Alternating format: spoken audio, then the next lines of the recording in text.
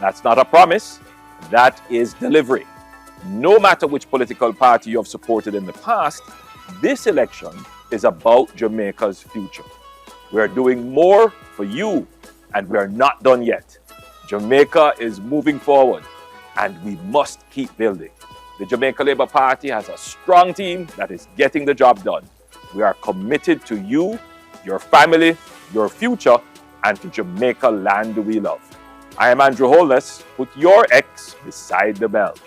For over 30 years, we here in Jamaica have been gripped by persistent violent crime. This Jamaica Labour Party administration said, enough is enough. Under the leadership of Prime Minister Andrew Holness and the National Security Minister Dr. Horace Chang, we've made the largest investment in national security in Jamaica's history. We've upgraded police stations, improved border security, added boots on the ground, equipped our security forces with better training, intelligence, and tools. We've changed the law, tougher penalties for illegal guns, stronger anti-gang legislation, longer sentences for murder, and the results? For the first time in 30 years, murders in Jamaica are projected to fall below 800. So when it comes to safety for your family, for your children, for your community, choose strength, choose security, choose the Jamaica Labour Party. Jamaica. For far too long, bad roads have burdened our communities. PNP once promised pothole-free Jamaica by 2003. That didn't work out for you. This Jamaica Labour Party government is different. We're not just talking, we're working, building your roads, delivering results. Under the Spark program, we're investing $45 billion of your money to build over 600 new roads in your communities. New sidewalks, drains, water pipes, and so much more. By November, we will complete the first 100 across all 14 parishes. This is for you, your communities, your roads, your future. We will get it done. Choose performance. Choose Jamaica. Choose the Jamaica Labour Party. We do so much already, now we doing more. We do Jamaica Labour Party, yes we doing more. Yeah. JLP doing more.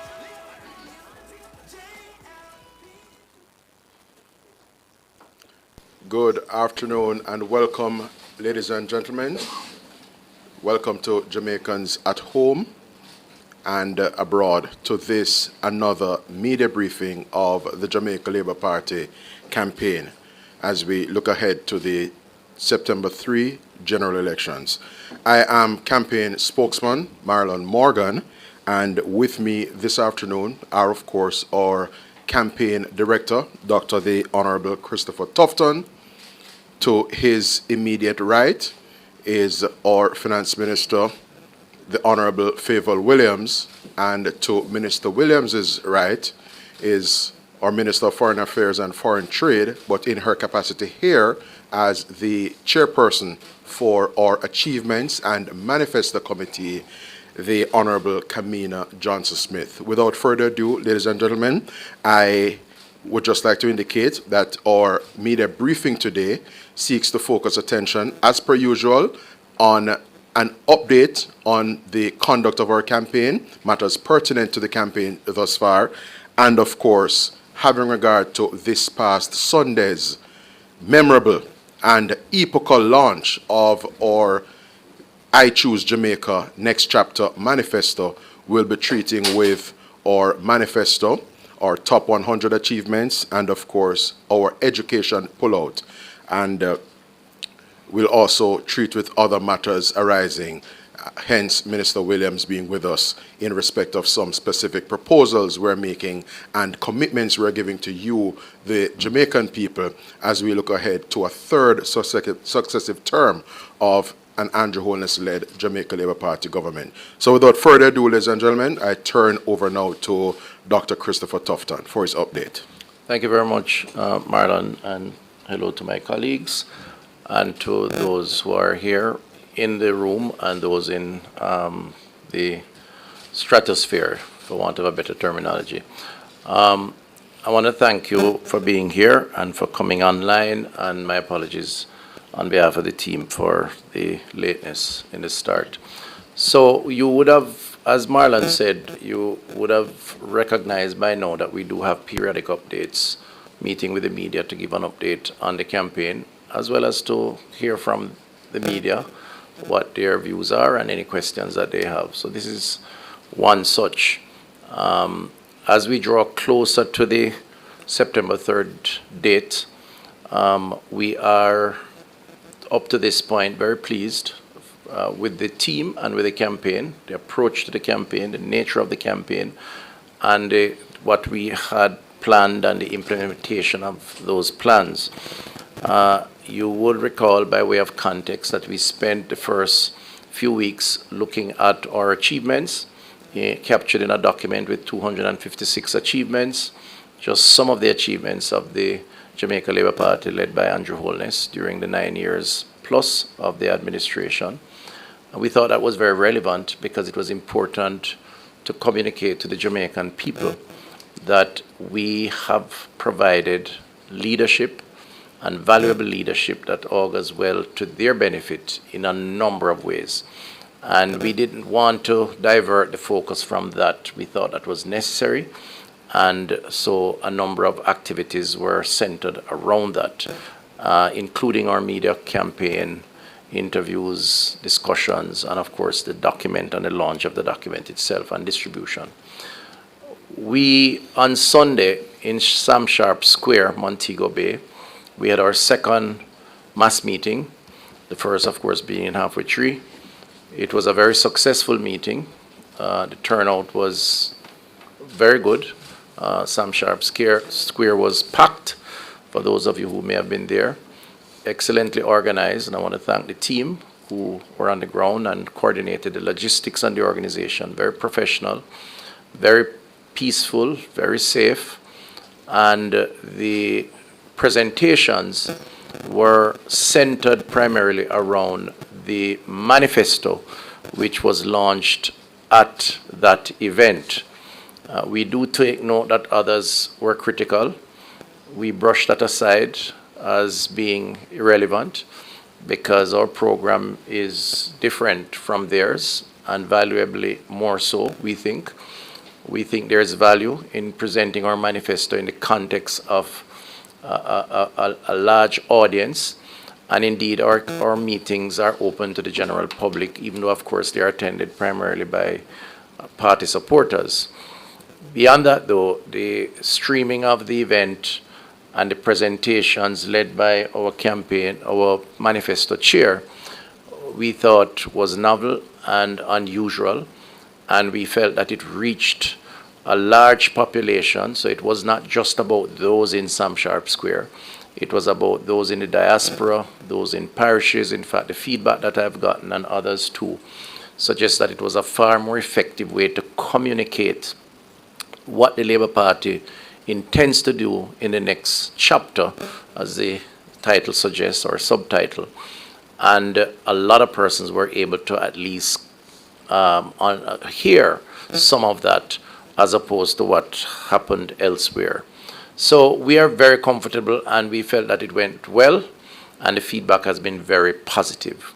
We did say it was not, the launch was not an event, it was a series of events, and so there'll be other ways to expose the document. And momentarily, Senator, Minister, and Chairperson of the Manifesto Committee will give some additional insights beyond what she did so eloquently and very well on Sunday in Sam Sharp Square. The speakers also focused to a large extent on the manifesto. In other words, we have pivoted from just focusing on achievements to focusing now on what we intend to do going into a third term. And we're hoping that by doing so, the Jamaican people, who are very discerning, who we respect their capacity to understand and to speak with experience based on what we have done, will see not just the Labour Party of the past, but the Labour Party government of the future. So that's where we are. Our team members are in the field. We're continuing to do tours, tighten up the organization, communicating with the voters, and the feedback has been overwhelming. I'm really pleased with how the momentum is galvanizing, and we're pretty confident that the Jamaican people see in us, with confidence, a credibility that is required to take us through to the third term. I say so with the utmost humility and respect for their judgment, but I have to reflect the feedback that I have picked up and been picking up, and we will continue to make the case for their support on the third. The other point I'd like to raise is that we have embarked on the debates, the political debates. We had the first one. We felt that our team did exceptionally well. That was the social issues. They brought out the points that were necessary, and they did not consume themselves with distractions, if you will, for want of a better word, but instead focused on what we have been doing as a party, as a government, and what we intend to do going forward. Last night, you would have seen the debate on the economy, and two of those members are here. I thought, and we think that we also had a good debate, a good discussion, had an opportunity to speak to the Jamaican people on a range of issues. A lot of cut and thrust of the style and approach, that's what you expect in these types of environments. However, we believe that we have been able to put forward a series of proposals as part of the series of events around our manifesto and also our achievements. So we're comfortable with that. There were a couple of things that came out in the discussion which, given the opportunity here, I'd like to just quickly comment on. There was a constant mention, and in particular, one member, Mr. Bunting, around an illicit enrichment, citing numbers and pointing fingers, if not explicitly, implicitly. In fact, I've seen on social media questions being directed directly to myself in one particular instance, to the Prime Minister, and also just making generalized statements. It's for us, it comes across in no uncertain way as a desperate last-ditch attempt by the PNP to smear the Jamaica Labour Party as an organization, and indeed its members, and indeed to weaponize, whether it's the IC or reports from the IC or just rumor-mongering in order to win votes. We know there's a lot at stake on September 3rd. We understand that. They have been in the wilderness for a while. They're desperate. They have pursued a campaign that is angry. I've never discerned in a campaign, in the legitimate course of our democracy, so much anger coming from a platform as I see from the Orange Army. We have tried our best to restrain ourselves and to restrict ourselves and our members from responding in like kind. The rhetoric, that is. Now, some of that is always going to happen, so don't get me wrong. I'm not asking for a sanitized, pure setting. There's the jobs that will come for laughs or for just keeping it interesting. But at the end of the day, when you make allegations against persons and challenge their reputation, it's very important that we respond to that, and indeed if it becomes libelous, then action should be taken and let the courts decide if you think that you have not, and we believe in the justice system to do so. But those allegations around illicit and pointing fingers we think are baseless. We have no evidence or information to suggest that this is in fact the case, and we want to reject them outrightly and to say to the Jamaican people, do not be distracted by these desperate attempts to gain traction from a political organization, the PNP, that is clearly fading because they do not represent the interests of the Jamaican people. And I want to just make that clear. The other point that was raised that is worth noting was the point around Cornwall Regional, and this is specifically raised by Julian Robinson, the opposition spokesperson on finance. I have no issues with debating Cornwall, never have. And in fact, on several occasions, I have as minister. And as a government, we are proud of taking the bold decision to fix one of the most important hospitals in the country that was on the verge of collapse when we assumed office and ultimately went into a coma shortly after assuming office. And this idea or insinuation that the cost related to this fix is somehow a corrupt act, I want to reject outrightly, because this is not the case. The costings around Cornwall were not done by government officials, certainly not by me and no other government officials. The costings were done by technically qualified persons, some local, some overseas, who were hired to do the costings. And those costings are itemized. Every stone, every nail, every window, every door, every flooring, and every piece of waste material that was removed from that building. And so I want to disabuse the Jamaican people, whomever may be inclined to think on what has been insinuated, that we don't determine cost of a project. The project is a function of a process, a procurement process, and technically qualified persons to go through that process. Ultimately, it's about building a new hospital, and that's what it is. So the positives around this is that the people of Western Jamaica will get a new hospital. You'll get a new hospital with more operating theaters, more beds, twice the size of the A&E, a cleaner, properly equipped hospital with more diagnostic equipment than ever before. And beside that, with Western Child and Adolescent Hospital, a new hospital, it will be the largest concentration of hospital beds in the Caribbean, 800 plus, which has never been replicated in the country and indeed in the Caribbean. So yes, it has taken a while, because that's what brownfield sites are about. You start fixing one thing, you hear you have to fix something else.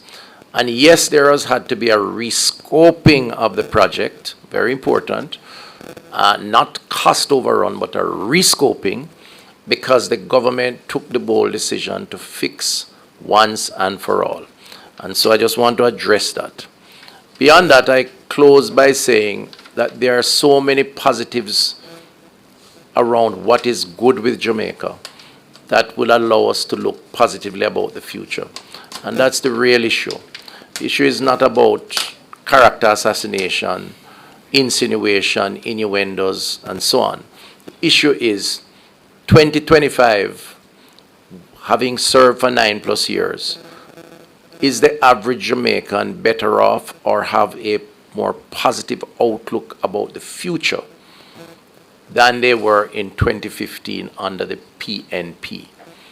And there are hundreds of reasons why it is worth thinking positively about the future, and also how persons within their communities have benefited under this Jamaica Labour Party government. The debt reduction, the crime reduction, the unemployment, more persons in the labor force, the training, the rural communities with water, the roads, the farmers, and I could go on and on. And our case has been to this point built on the policies and the programs of the government. And we intend with this pivot to focus in the next number of days on the positives that we will deliver in the next term. And so we ask the Jamaican people to sift through the noise and focus on the realities. Don't be distracted by the promises. Be influenced by the commitments and the deliverables that the Labour Party has so far delivered. I want to close here. Hand back to the chairman. All right. Thank you so much, Dr. Tufton, for those updates and remarks concerning our campaign. And just now to hand over, I used the words momentous and epochal earlier to describe the launch of our manifesto this past Sunday. I forgot to throw in the word innovative, because it really was very innovative and refreshing. And so without further ado, ladies and gentlemen, I now turn over to the Honorable Kamina Johnson-Smith in her capacity as the chairperson for our Achievement and Manifesto Committee for her remarks at this afternoon's media briefing. Thank you very much, Mr. Moderator, and I start always by not only greeting everyone here with us and welcoming you, but also to greet everyone who's joining us online and joining us from overseas or diaspora. I have to say, you have been amazing in your support of the website, or let me say, your interest, especially in the interactive map. I'm happy to advise that when we launched our website on Thursday last week, by Thursday night, we had more than 425,000 visits to the website. Wow. And with particular interest on the map. And since then, it's continued to grow. As at Sunday, it was over 750,000 persons, 750,000 hits. We have not only continued to have hits and interest and downloads of our achievement documents, but we've also had thousands of downloads of our manifesto since launch. Not only people who are viewing, but we've had thousands of downloads of all three documents. And just by way of reminder, as they're here visible before you, there's our full next chapter, I Choose Jamaica, the next chapter manifesto. There's also our 100 highlights, and there's also our education manifesto. It's a manifesto, but I like to call it my manifesto. People think I'm silly, but it is a smaller document.